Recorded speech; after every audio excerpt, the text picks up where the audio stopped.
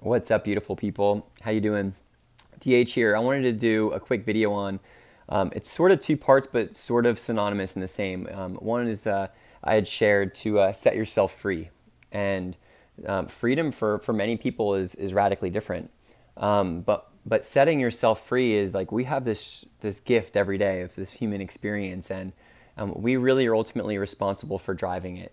And so many times it's easier said than done, but if we came into a common practice that really came into the presence of today and had an intention to let everything else go, even just the repetitiveness of that practice, that it's almost like amnesia, but like we have to intentionally do it. Let go of the baggage, let go of the yesterdays, let go of the experience, let go of the story, the highs, the lows, the goods, the bads, just kind of coming into the presence to allow ourselves to have completely clear vision for the present moment, for what we are, setting ourselves free of all of the things that we've programmed ourselves to believe that we need to continue to carry with us, and we just don't.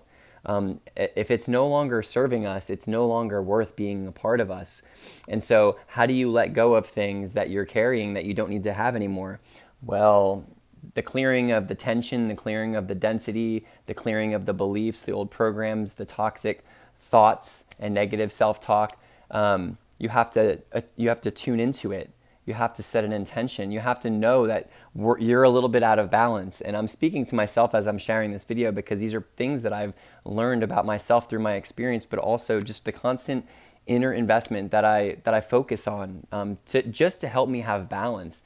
It doesn't make me better than or worse than. It just allows me to continue to find that balance, because what's clear as day is that our body doesn't lie when we're out of balance, right? You could look at whatever the polarities may be, whether it's masculine, feminine, man, woman, old, young, it doesn't matter. But we should all, within us, be able to diagnose and have that self-awareness. And so I constantly crave that. So letting all of that go when we're coming into our presence is one thing. And what we put in is ultimately what comes out. And so when you think of like the 7+ billion people that live on planet Earth, and then you scale that all the way down to the amount of people that live in your country, to your state, to your city, to your community, you have to understand that like there's going to be radically different thoughts, beliefs, programs, feelings, constructs from genetics, from all the history in human time to their specific lineage. And so what we put in comes out, okay?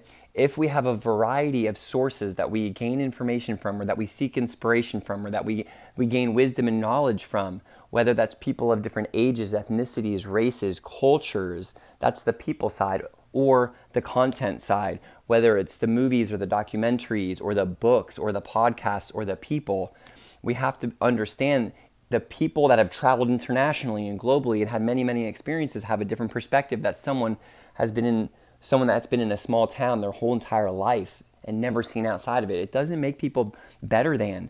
It's just that we're different. And so my message is, what you're putting in today may not be resonant with what was yesterday. So be open to the constant expanding and evolution of our mind, our lives. And if we don't, then we will remain stuck almost in an old reality.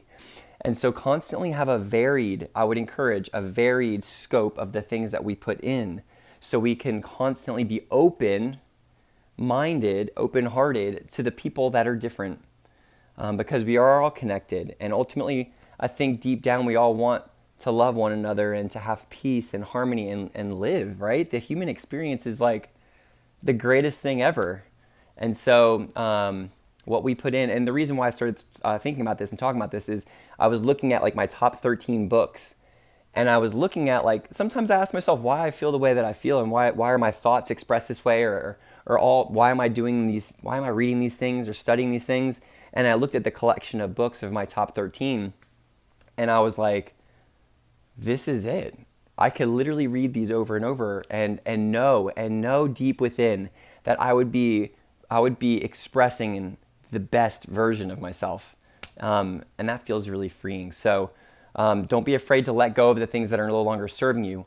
When you do let them go, you clear out space to put new in, and it replaces it. It's new where you are in your current reality. When we start shedding like the morning of our life and we're coming into the afternoon of our life or the evening of our life, we have to be able to let go of the things that are no longer serving us.